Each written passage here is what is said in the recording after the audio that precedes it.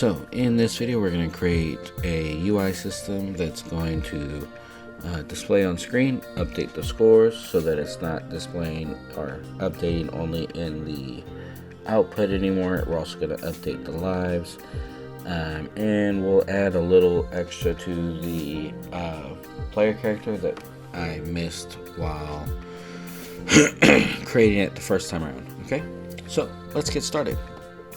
First thing we need to do is create our UI system or screen, right? So let's go to scene, new scene, other node, and we're going to search for a canvas layer, just like that. We're going to go ahead and rename it to be UI. Right, I'm going to do things a little bit differently than maybe some other folks, but I'm going to, instead of adding texture layers, I'm just going to add the animated sprite. Whoops. An animated sprite 2D. Not animated. Whoops, sorry, just the sprite 2D. My apologies, because I don't need it animating. I'm just gonna press Control D to duplicate it. I'm gonna rename this first one to be lives icon, and the second one will be the score icon. Going to go ahead and just add these now. So where it says texture, we want to drag in our player with having our lives icon selected, just like that. I'm actually gonna move it down, kind of centered a little bit, and I'm going to increase the size of it to about 3, and you'll see why in a second. The score icon is going to be the gems that we're collecting, so I'm going to grab one of those and add that in. I'm also going to change the scale to 3, like so, and put it about right there. Now the reason why I'm doing this is because it's going to show up really small in our level, so I'm going to test it out so you can see it. But first we need to save our scene. Let's go ahead and make sure you're on your scenes folder and make sure you name it UI, because that's what this is. And we're going to add it real quick by clicking on the instantiate child scene, and adding our UI. You see I had a test one here that wasn't really panning out. Let's go ahead and put that back right there. We're going to delete this one. And if we press play, 3 might be actually too big, but actually no, that's perfect. So it's right there. That's with 3, right? And it's still pretty small. It's not too huge. It's not overtaking the screen, right? Now let's look at it if it was at its original size. So I'm just gonna select both of these, reset the scale so you can see it. And yeah, they're really far apart. That's fine for right now. I just want you to see how small. So now look how tiny they are, right? And for me, that's just too small. You guys may like that. That's going to be totally up to you. That's not my thing. I'm going to go ahead and leave these at 3. That's good for me. All right, click on UI. Go ahead and right click, and we're going to add a child node. This time we're going to add a VBox container. I'm actually going to move that guy over this way. I'm going to add 3 labels to it. So search up label, add that, and then duplicate. This label right here is going to be the lives label. This is going to be a little padding that I'm adding in. It won't really affect anything negatively. There's not going to be anything in it. This can be our score label. Alright, so our lives need to be free by default. Our score needs to be 0 by default. And I'm going to increase these as well to about 48. Like so. Let's go ahead and right align these. And we'll move this box up a little bit.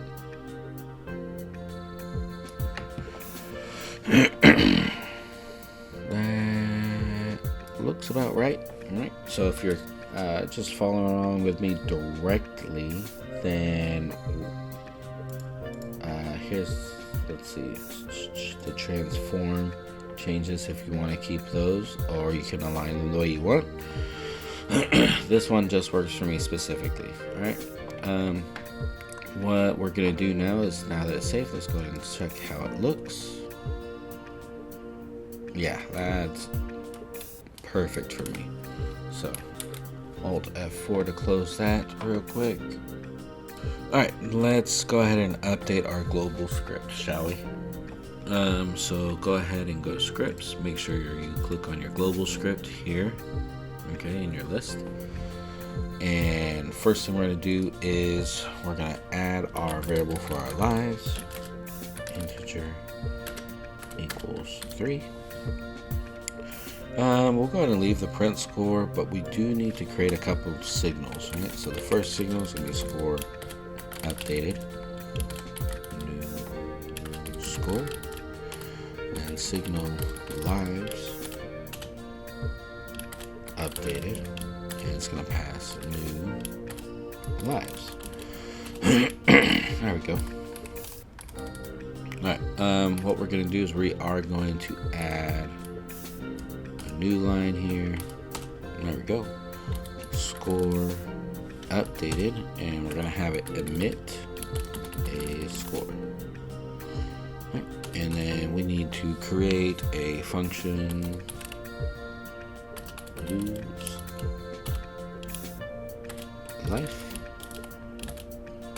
and that indentation should not be there. I don't know why I did that. Alright, and we're gonna go lives minus equals 1, and lives updated dot emit lives. There we go. That's gonna emit a signal to update the lives portion of the code, of the UI. Alright, now press Control S to save all that, and the next thing we're going to do is create a UI script. So click on your UI, right click and attach a script, or you can just press the button here. Right, make sure that you are saving it in your scripts folder, and go ahead and open that guy up and press create.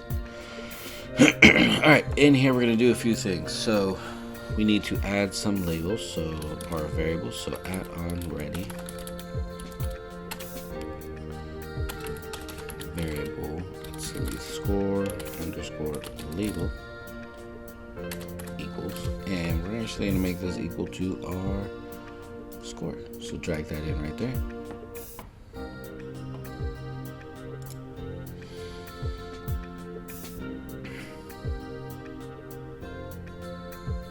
And then the next thing we're going to do is at on ready variable lives underscore label equals, and we're going to drag in our lives variable here, or lives label right there. We need to create a few new functions for it before we do anything else, but we don't need physics process because there's no physics involved in this. First function we're going to create is the update score, and it's going to pass a new score of type integer and score label dot text. It's going to equal score, it's going to equal, sorry,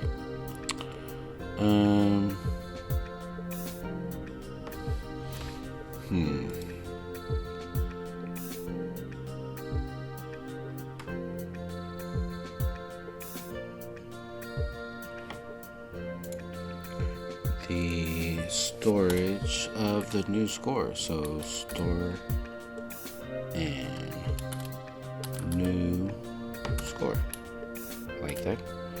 And then we're going to create another function. It's going to be update lives. It's going to be new underscore lives. It's going to be the variable name. It's going to be a type of integer. And then lives, label not libly, it's label. Sorry, I gotta learn how to type, or spell rather. I know how to type.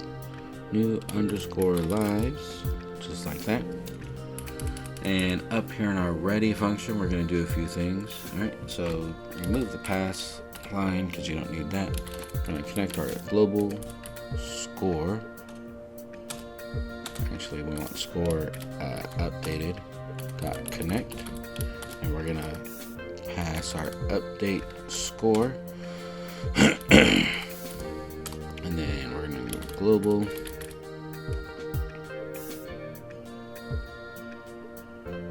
dot lives underscore updated dot connect.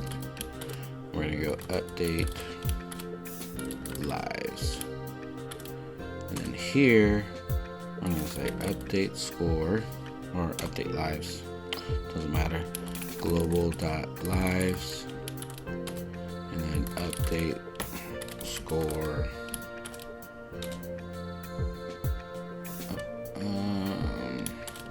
global dot score. There we go. And go ahead and save this out. Now we already got that up there, so let's go ahead and press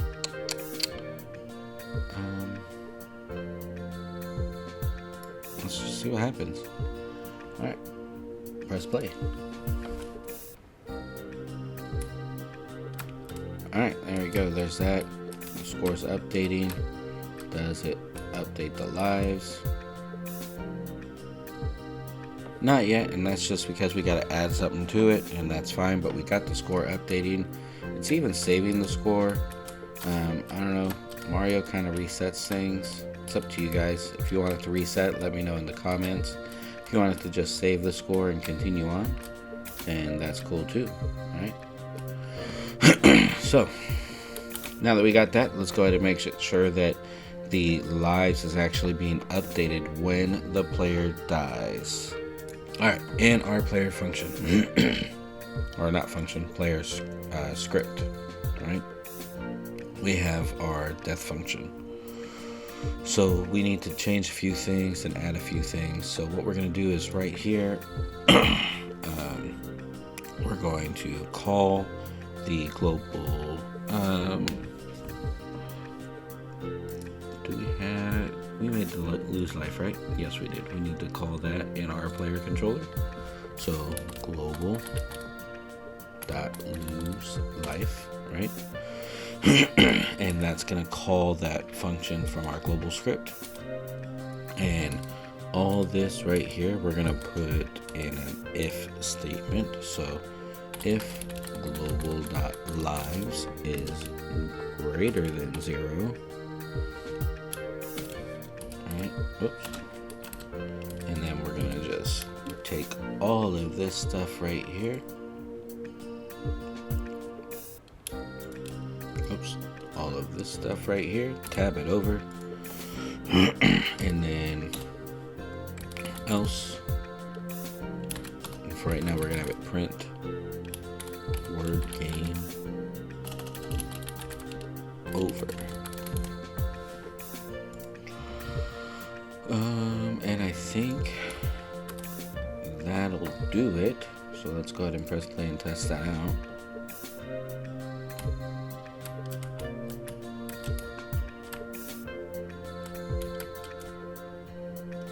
And it does. So we just went from 2 to 1. Let's go ahead. And now we're at, or 3 to 2. Now we're at 2 to 1. And let's go ahead and make sure that it prints game over. We're at 0, so let's go ahead and there it is, game over, right? Alright, what we'll do is when we create a game over screen and we get to menus, then it'll go to that. We'll have that added in. The next thing that I really want to do is add a death if the player falls a certain distance. So inside of our physics process, I don't know where I want to put it. Moving slide should be fine.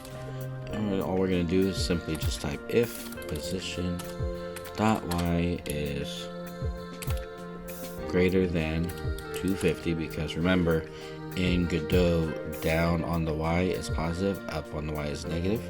Not sure why they did it like that. It is what it is. We're going to call the function die. So now, if we restart,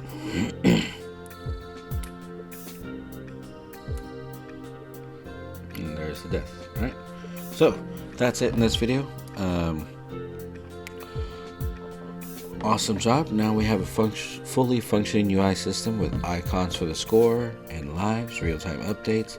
We corrected the death, or not corrected, we added the falling death, and we updated the death so that it functions, so that it actually, takes care of the lives aspect on the UI. If you found this helpful, go ahead and like, subscribe, drop a comment. If there's anything that you want to see in future videos, because we only got probably about 6 or 7 more videos left on this one, go ahead and let me know. Until then, make more games.